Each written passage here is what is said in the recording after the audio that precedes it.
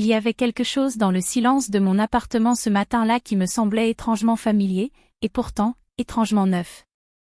Le soleil passait à travers les stores à moitié tirés, dessinant sur le parquet des lignes dorées et irrégulières, comme si la lumière elle-même jouait à cacher et révéler des secrets. Je m'étais levé tôt, sans raison précise, juste ce sentiment diffus que cette journée serait différente. Peut-être était-ce simplement le parfum du café encore tiède dans la cuisine, ou le léger bruissement des feuilles dans le petit jardin derrière l'immeuble, mais quelque chose me poussait à remarquer chaque détail, chaque son, chaque ombre. C'était le genre de matin où le temps semblait suspendu, et où la banalité du quotidien prenait une forme presque poétique. Je me suis approchée de la fenêtre pour regarder le voisinage qui s'éveillait doucement, les enfants traînaient leurs sacs, un chat noir se faufilait entre les jambes des passants, et plus loin, l'immeuble d'en face semblait dormir encore. C'est là que je l'ai vue pour la première fois, ou plutôt, que j'ai vraiment pris conscience d'elle. Camille, ma voisine, debout sur son balcon, un livre à la main et les cheveux attachés négligemment, semblait appartenir à un autre monde, un monde qui me fascinait sans que je sache pourquoi. Au fil des semaines, nos rencontres furent de plus en plus fréquentes. Nous commencions par échanger un simple sourire, un petit salut depuis nos balcons, puis, peu à peu, nos conversations devinrent plus longues.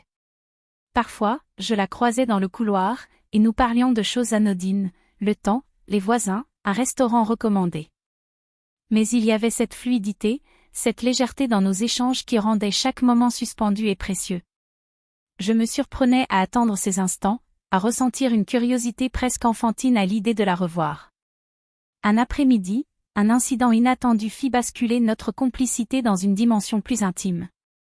La plomberie de son appartement avait cédé, et elle m'avait demandé de l'aider à déplacer quelques meubles pour accéder à la fuite. Alors que nous étions coincés dans son salon, la lumière tamisée projetait des ombres douces sur les murs.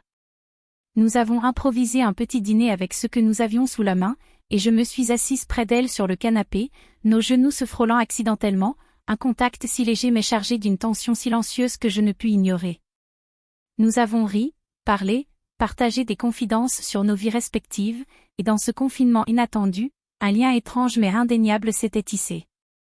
Rien n'avait été dit, et pourtant, je sentais cette complicité croître, comme si cet espace clos était devenu un monde à part, où chaque geste, chaque sourire avait un poids particulier. Après ce jour-là, nos rencontres devinrent un rituel discret mais attendu. Nous partagions des cafés, des livres, et parfois des moments de créativité. Camille m'a même invité à l'aider pour ses collages artistiques. Nos mains se croisaient souvent sur les pinceaux, nos rires résonnaient dans l'appartement, et je me sentais vivante d'une manière que je n'avais pas ressentie depuis longtemps. Et puis, il y eut ce moment, unique et bref, où nos regards et nos gestes se sont rapprochés plus que jamais, un simple effleurement, un frôlement de main sur une peinture humide, suffisant pour que l'air autour de nous devienne dense, silencieux, presque électrique. C'était étrange, cette intensité dans la normalité, cette intimité sans promesse ni attente, simplement le plaisir d'être ensemble, de partager quelque chose de rare et de fragile. Je rentrais chez moi ce soir-là avec le cœur plus léger, mais aussi avec une conscience aiguë que quelque chose avait changé, que notre relation avait trouvé un espace secret, invisible mais réel, dans lequel je me sentais à la fois excitée et paisible. Les jours suivants, j'ai commencé à remarquer à quel point ma vie avait changé sans que rien ne soit réellement différent. Chaque matin, je me levais avec une curiosité impatiente, me demandant si Camille serait là, si elle me sourirait comme elle savait le faire, ou si nos conversations improvisées prendraient un tour inattendu. Même lorsque Marc appelait pour des nouvelles de la maison ou pour partager des détails sur son travail, j'avais l'impression que mon esprit se détachait de lui, flottant quelque part entre l'odeur du café, la lumière du matin et le rire léger de ma voisine. Camille et moi commencions à passer de plus en plus de temps ensemble. Nous échangions des livres, des recettes, et parfois des morceaux de musique que nous écoutions sur le balcon, les jambes croisées, les genoux presque se touchant, nos épaules effleurant à peine. C'était dans ces moments-là que je sentais cette tension douce, presque imperceptible, mais suffisamment présente pour que mon cœur s'accélère.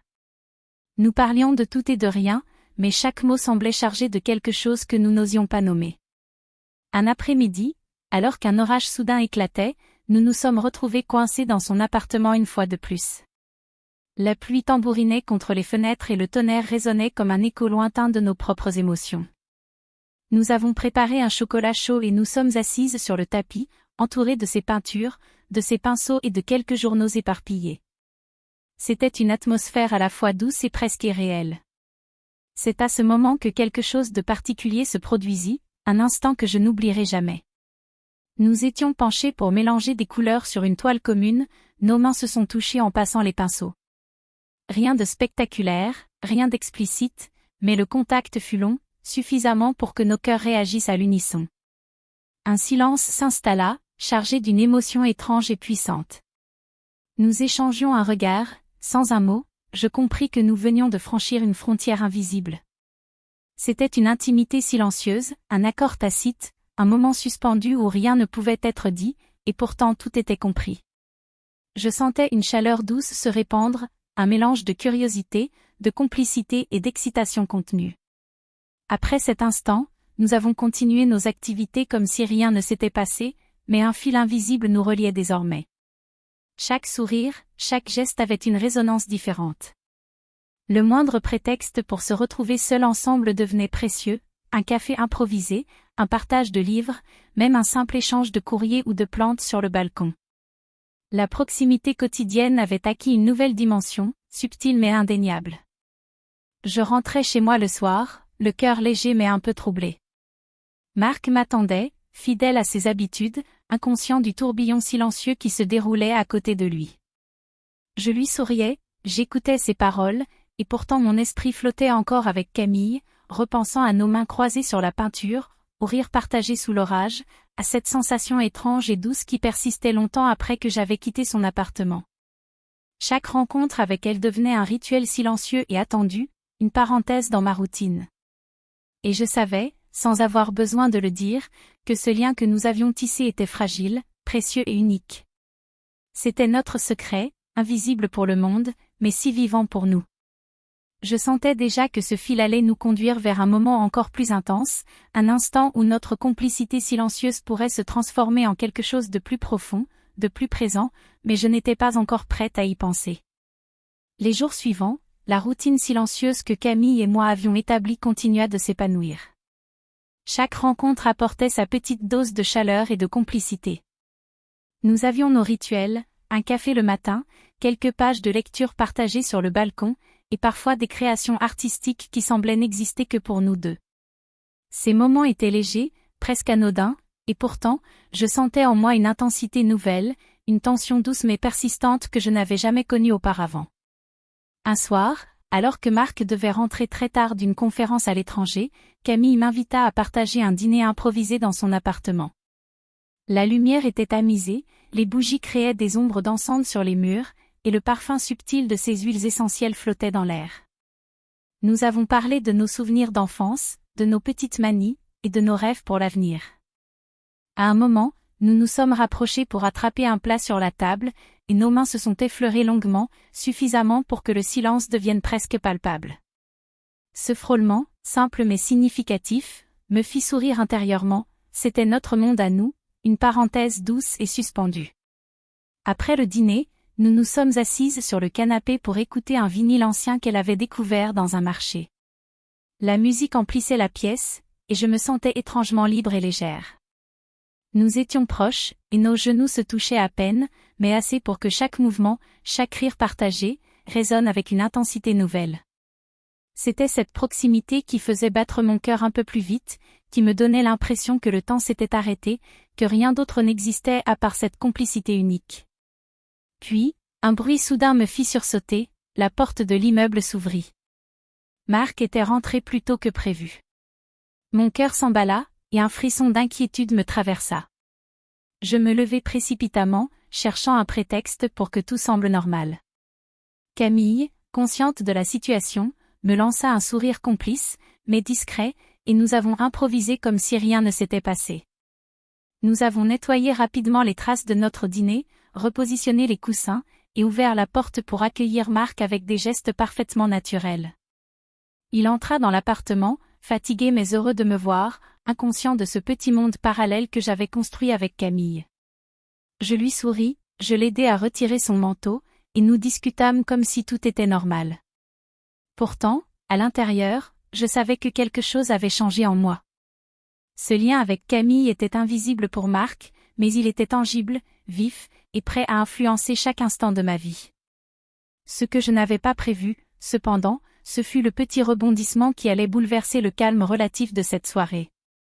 Alors que Marc s'installait dans le salon pour lire, un message sur mon téléphone attira mon attention. C'était un simple SMS, mais il venait d'un numéro inconnu, je sais tout. Je vous ai vu. Mon cœur s'arrêta un instant. Qui pouvait savoir? Était-ce une erreur, une mauvaise blague, ou quelqu'un qui avait observé nos moments partagés? Je levai les yeux vers Camille, qui avait un léger sourire sur les lèvres, mais dans ses yeux brillait la même surprise que la mienne. La pièce, auparavant tranquille, semblait soudain remplie d'une tension invisible. Je réalisai que notre secret, si soigneusement gardé, pouvait être découvert à tout instant. Et pourtant, à cet instant précis, malgré l'angoisse et la peur, je me sentais curieusement vivante. La complicité que nous avions bâtie avec Camille avait créé un lien unique, fragile et précieux, et cette petite menace imprévue venait ajouter une dimension inattendue à notre histoire. Nous échangions un regard silencieux, et dans ce simple échange, tout était dit, nous devions être prudentes, mais ce lien, cette complicité, resterait quelque chose que ni Marc, ni le monde extérieur, ne pourraient comprendre. Ce soir-là, je compris que certaines rencontres, certaines émotions, ne se commandent pas. Et que parfois, la vie réserve ses surprises les plus intenses au moment où l'on s'y attend le moins.